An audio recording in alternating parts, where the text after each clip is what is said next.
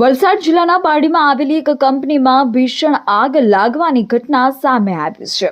પારડીના ઉમરસાડી ખાતે આવેલી બીએન ઇન્ડસ્ટ્રીઝમાં વહેલી સવારે અચાનક આગ ફાટી નીકળતા અફરાતફરીનો માહોલ સર્જાયો હતો.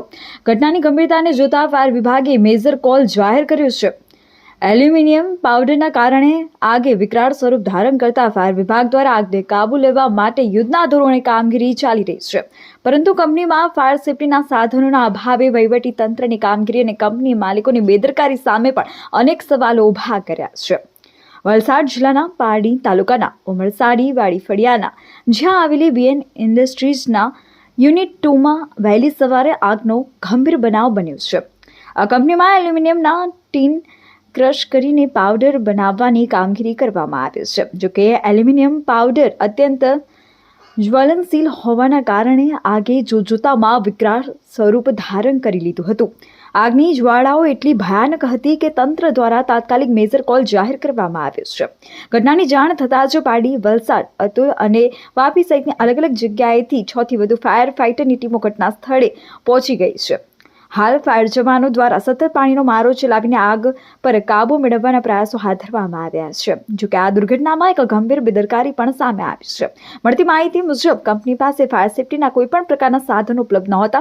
સદનસીબે હજુ સુધી કોઈ જાનહાનિના સમાચાર નથી, પરંતુ આગ લાગવાનું ચોક્કસ કારણ હજુ અકબંધ છે.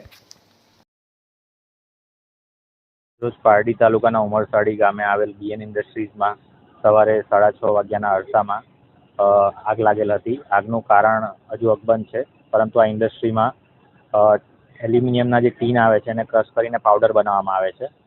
તો એ રીતની અહીંયા મટીરિયલ્સ પડેલું હતું ને એમાં આગ લાગેલ છે. હાલ પારડી નગરપાલિકા, વલસાડ અને વાપીના ફાયર ટેન્ડર અહીંયા હાજર છે અને ફોર્મ દ્વારા આગને કાબૂ મેળવવા માટેનો પ્રયત્ન કરવામાં આવી રહ્યો છે. સૌપ્રથમ તો આગ બહાર ના ફેલાય, વધે નહીં, એનો એરિયા ના ફેલાય એટલા માટે આજુબાજુના એરિયામાં કુલિંગ કરવામાં આવી રહ્યું છે, જેથી આગને સીમિત એરિયા સુધી રાખી શકાય. તો આ રીતની કાર્યવાહી હાથ ધરવામાં આવી રહી છે. જેમ મેં કહ્યું કે 6:30 થી આગ લાગેલ હતી અને લગભગ 7:30 સુધીમાં ફાયર ટેન્ડરને આવી ગયા હતા અને આગ ઓલવવાની કાર્યવાહી ચાલુ છે. પરંતુ જે રીતનું મટીરિયલ છે એટલે આગ હજુ કાબૂ મેળવતા થોડી વાર લાગશે, પરંતુ કોઈ જાનહાનિ ન થાય અને આગ વધુ ન ફેલાય એના પગલાં લેવાઈ રહ્યા છે. સવારે 7 વાગે અમારે પારડી નગરપાલિકાના મેસેજ મળેલ કે ઉમરસાડીની અંદર આગ લાગેલ છે. સૌપ્રથમ અમારી પારડી નગરપાલિકાની ફાયરની ટીમ પહોંચી ગઈ. ત્યારબાદ ખબર પડી કે એલ્યુમિનિયમમાં ફાયર છે, એટલે અમે તરત મેજર કોલ જાહેર કરીને વાપી નગરપાલિકા, વાપી જીઆઈડીસી, વલસાડ નગરપાલિકાની ફાયરની ટીમને બોલાવી દીધી.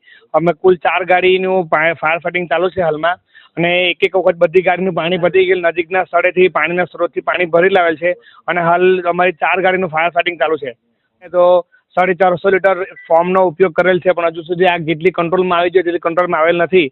એટલા માટે મેજર કોલ ડિક્લેર કરેલો છે અને બીજું અન્ય ફોર્મ પણ અમારી પાસે સ્પેરમાં રાખેલું છે. એટલે અમે અત્યારે હવે અમારી પૂરેપૂરી ટ્રાય છે કે જેમ બને એમ જલ્દીથી જલ્દી આગને કંટ્રોલ કરી દઈએ. પ્રાથમિક દ્રષ્ટિએ આગ લાગવાનું કારણ? પ્રાથમિક દ્રષ્ટિએ આગ લાગવાનું કારણ તો અગમ્ય છે, કારણ કે એલ્યુમિનિયમ જે બિયરના ટીન હોય છે, બિયરના ટીનને ક્રશ કરીને એના પાવડર બનાવવાનું હાલ મળી રહેલ છે ને કંપનીની ચારે તરફ આગ લાગેલ છે. એટલે અમારે 4 ફાયર ટેન્ડર કંપનીને ફરતી પ્રિમાઇસીસમાં ફાયર ફાઇટિંગનું કામ ચાલુ છે. કોઈ જાનહાનિ કે ના, ફિલહાલ તો કોઈ જાનહાનિ થયેલ નથી. કોઈ માણસને જાનહાનિ થયેલ નથી.